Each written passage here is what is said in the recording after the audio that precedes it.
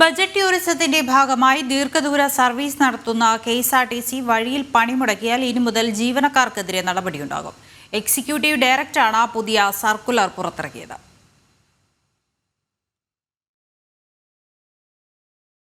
ദീർഘദൂര സർവീസ് നടത്തുന്ന കെഎസ്ആർടിസി ബസ്സുകൾ കൃത്യമായി പരിശോധിച്ച് മാത്രമേ സർവീസിന് അയക്കാവൂ എന്നാണ് എക്സിക്യൂട്ടീവ് ഡയറക്ടറുടെ കർശന നിർദ്ദേശം.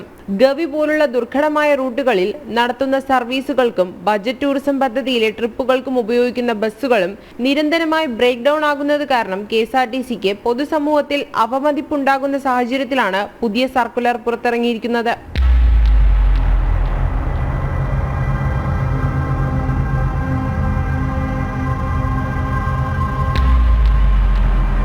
ഇത്തരം ഒറ്റപ്പെട്ടതും ദുർഘടമായ റൂട്ടുകളിലൂടെ സർവീസ് നടത്തുന്ന ബസ്സുകൾക്ക് കൃത്യമായ പരിശോധനയും അറ്റകുറ്റപ്പണിയും നടത്തിയെന്ന് ഗ്യാരേജ് അധികൃതരും വെഹിക്കിൾ സൂപ്പർവൈസറും ഉറപ്പുവരുത്തണം. കൂടാതെ ഇത്തരം സർവീസുകൾക്ക് ബസ് ക്യൂ അലോക്കേഷൻ കൃത്യമായി നടക്കുന്നുവെന്ന് യൂണിറ്റ് അധികാരിയും ഉറപ്പുവരുത്തണം. കൃത്യമായി സ്പെയർ പാർട്സുകൾ നൽകുകയും ബസ്സുകൾ മെയിൻ്റനൻസ് ചെയ്യുന്നതിന് അങ്ങനെ സ്പെയർ പാർട്സ് നൽകിയാൽ മെയിൻ്റനൻസ് ചെയ്യുന്നതിന് മെക്കാനിക്കൽ തടസ്സം നിൽക്കില്ല. അങ്ങനെ മെയിൻ്റനൻസ് ചെയ്ത നല്ല ആരോഗ്യമുള്ള ബസ്സുകൾ, കണ്ടീഷനുള്ള വണ്ടികൾ ഓടിക്കുന്നതിന് ഡ്രൈവർമാരും കുറ്റം പറയില്ല.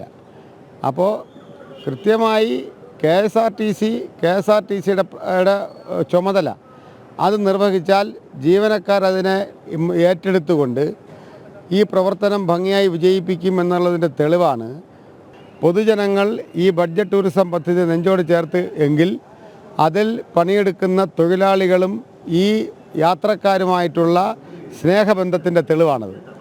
ഇത്തരം സർവീസുകൾ ബ്രേക്ക് ഡൗൺ ആകുന്ന സാഹചര്യമുണ്ടായാൽ ഉത്തരവാദികൾക്കെതിരെ കർശന നടപടിയെടുക്കുമെന്നാണ് ഓപ്പറേഷൻസ് വിഭാഗം എക്സിക്യൂട്ടീവ് ഡയറക്ടർ പുറത്തിറക്കിയ സർക്കുലറിൽ വ്യക്തമാക്കുന്നത്. ഒരാഴ്ച മുൻപ് കെഎസ്ആർടിസി ബജറ്റ് ടൂറിസം പാക്കേജിൽ കൊല്ലം ചടയമംഗലത്ത് നിന്നും ഗവിയിൽ വിനോദയാത്രയ്ക്ക് പോയ കെഎസ്ആർടിസി ബസ് വനത്തിൽ മണിക്കൂറുകളോളം കുടുങ്ങിയിരുന്നു. പകരമായി എത്തിച്ച ബസ്സും കേടായതോടെ സംഭവം വാർത്തയാവുകയും കെഎസ്ആർടിസിക്ക് നാണക്കേടായി മാറുകയും ചെയ്തു. യാത്രക്കാർക്ക് പണം തിരികെ നൽകിയാണ് കെഎസ്ആർടിസി തലയൂരിയത്. ബസിന്റെ ഡ്രൈവറെ സസ്പെൻഡ് ചെയ്യുകയും ചെയ്തിരുന്നു. ഇതിന്റെ പശ്ചാത്തലത്തിൽ കൂടിയാണ് എക്സിക്യൂട്ടീവ് ഡയറക്ടറുടെ പുതിയ സർക്കുലർ. ജനം, തിരുവനന്തപുരം.